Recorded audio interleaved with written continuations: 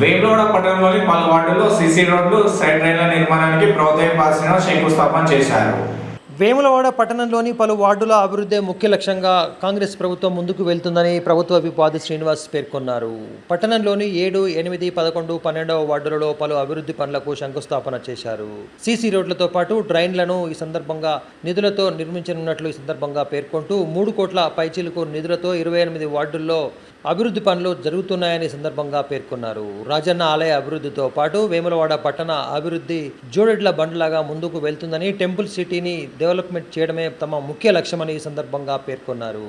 అంతేకాకుండా రానున్న రోజుల్లో జరిగే రాజన్న ఆలయ విస్తరణ పనులతో పాటు రోడ్ల విస్తరణ పనులకు ప్రజలు సహకరించాలని ఈ సందర్భంగా పేర్కొన్నారు. గత ప్రభుత్వం కేవలం రంగురంగుల బ్రోచర్లలో 3వ బ్రిడ్జి నిర్మాణం, ఆలయ అభివృద్ధిని వీడియోలో చూపెట్టి క్షేత్రస్థాయిలో అమలు చేయలేదని సందర్భంగా గుర్తు చేశారు.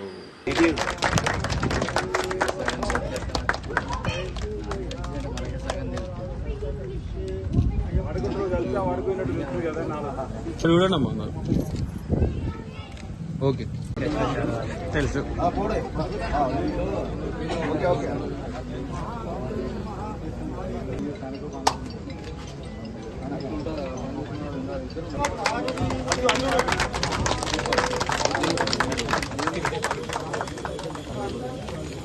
ఇప్పించిండు మాకు ఇంద్రమేన్లు రేవంత్ రెడ్డి సారు, ఎమ్మెల్యే మన సీనన్న గారు. మేము పని కూడా మొదలు పెట్టుకున్నాం, అన్ని జరుగుతున్నాయి, సంతోషంగా ఉన్నాం. అందరికీ నమస్కారం. 10-15 ఏళ్ళ నుంచే ఎదురు చూస్తున్నాం. వేములవాడ మున్సిపల్ పరిధిలోని పలు వార్డులలో సీసీ రోడ్లకు, డ్రైనేజ్ నిర్మాణానికి, ఇతరత్ర అభివృద్ధి పనులకు ప్రభుత్వం పక్షాన సుమారు 3,50,00,000 రూపాయల వైపు పైచీలకు డబ్బులు మంజూరు కావడం జరిగింది.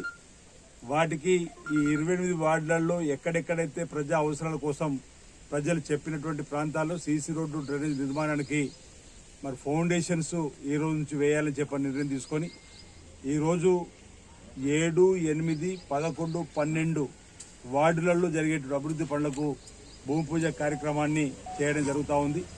ఆ తదుపరి ఇతర వార్డులలో కూడా ఈ పక్షం రోజు లోపల అన్ని ప్రాంతాల్లో కూడా అభివృద్ధి పనులకు శ్రీకారం చుట్టి వేములవాడ పట్టణంలో మౌలిక వసతులను పెంపొందించే దిశగా వేములవాడ పట్టణాన్ని అన్ని రంగాల్లో అభివృద్ధి పథంలో తీసుకొని పోయే విధంగా చేసేటువంటి కార్యక్రమాన్ని అమలు చేస్తూ ఉన్నాం. ఇప్పటికే మేము ఎన్నికలకు ముందు వేములవాడను టెంపుల్ 6 కోట్ల ఇంచుమించు 90 లక్షలు, 6,87,90,00,000 వరకు నిధులు తెప్పించి ఈరోజు కలెక్టర్ గారి ఖాతాలో వేసి వాటిని నిర్వాసులకు ఇప్పించే ప్రయత్నం చేసి మొదలు పెడదాం అనుకునే క్రమంలో వర్షాకాలం మొదలవుతుంది. మళ్ళీ బ్రిడ్జి పనులు మొదలు పెడితే ఆటంకాలు ఎదురవుతాయని చెప్పని సాంకేతిక నిపుణులు ఇచ్చిన సూచన మేరకు ఈ దసరాకు ప్రారంభం చేయాలని చెప్పి అనుకున్నాం.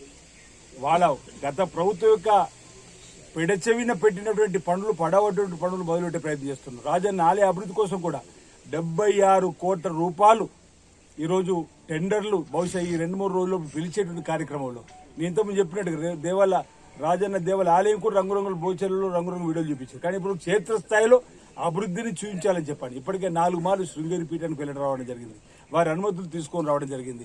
పట్టణ ప్రముఖులు, పరిరక్షణ కమిటీకి సంబంధించినటువంటి వారి యొక్క సూచనలు కూడా తీసుకొని రాజన్న ఆలయాన్ని ఈరోజు అందరి ఆలోచన ఒకటే.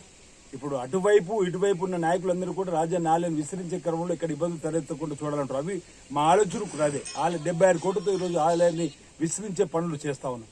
పట్టణ రోడ్డు వెడల్పు సంబంధించి కూడా గత ప్రభుత్వం జీవోలకే పరిమితమయ్యారు. కానీ ఈరోజు మనం జీవోలు ఇవ్వడంతో పాటు 47 కోట్ల రూపాయలు అవసరం పడతాయని చెప్పనేటువంటి అంచనాలు సిద్ధమైన